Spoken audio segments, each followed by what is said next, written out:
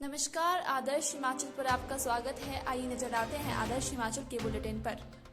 PM Modi और केंद्र मंत्री अनुराग के अथक प्रयासों के फलस्वरूप भारत के युवाओं का पैरालंपिक्स गेम्स में अच्छा प्रदर्शन। प्रधानमंत्री नरेंद्र मोदी और केंद्र मंत्री अनुराग ठाकुर के अथक प्रयासों के फलस्वरूप भारतवर्ष के युवाओं ने पैरालंपिक्स गेम्स में अच्छा प्रदर्शन किया है। यह बात भाजपा प्रदेश प्रभारी एवं पैरालंपिक्स के मुख्य संरक्षक अविनाश राय खन्ना ने कही। उन्होंने कहा कि प्रधानमंत्री मोदी और केंद्रीय मंत्री अनुराग ठाकुर ने खेलों में प्रतिभागियों का उनसे मिलकर मनोबल भी बढ़ाया। उन्होंने कहा कि भारतीय एथलीट ने पीपल्स रिपब्लिक ऑफ चाइना के हांगझोउ में अपनी एशियन पैरा गेम्स 2023 अभियान को 29 स्वर्ण, 31 रजत और 51 कांस्य सहित कुल 111 पदकों के साथ समाप्त किया। यह हमारे लिए गौरव की बात है। यह महाद्वीपीय प्रतियोगिताओं में भारत की अब तक की सर्वश्रेष्ठ मेडल टैली थी, जिसने 2018 एशियन पैरा गेम्स में 15 स्वर्ण सहित कुल 72 पदकों के पिछले सर्वश्रेष्ठ रिकॉर्ड को पीछे छोड़ दिया।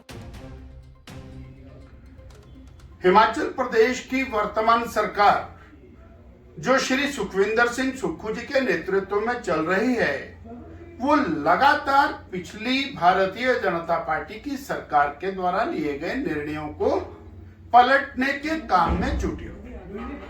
और ये जो निर्णयों को पलटने का काम है, इसके पीछे केवल और केवल राजनीतिक प्रतिशोध की भावना है।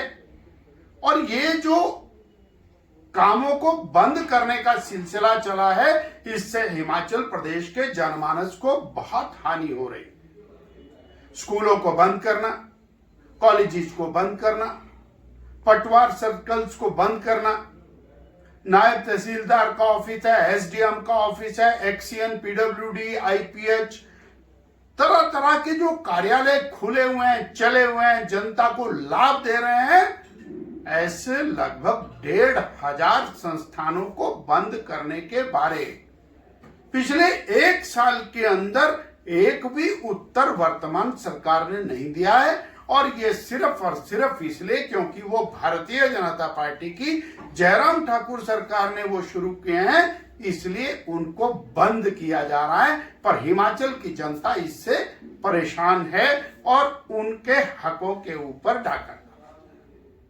पिछले कल एक और बड़ा निर्णय किया, कांग्रेस की सरकार ने निर्णय किया कि जो और प्राकृतिक खेती पिछली सरकार ने शुरू की थी, और ये प्राकृतिक खेती कोई जयराम ठाकुर जी ने अपनी तरफ से इसके ऊपर शोध किया है। भारत के विभिन्न स्थानों के ऊपर, विशेष तौर के ऊपर दक्षिण भारत के अंदर इस प्राकृतिक खेती के ऊपर काम हुआ। हमारे पूर्व महामहिम राज्यपाल महोदय ने विशेष रूप से इसमें इंटरेस्ट लिया और हजारों किसानों को इसमें ट्रेनिंग दी और जिनको बहुत लाभ। हिमाचल प्रदेश एक ऑर्गेनिक राज्य के रूप में विकसित होता हुआ दिखाई दे रहा है। ऑर्गेनिक सब्जियां, ऑर्गेनिक फल, बिना पेस्टिसाइड के, बिना और नकली खाद के।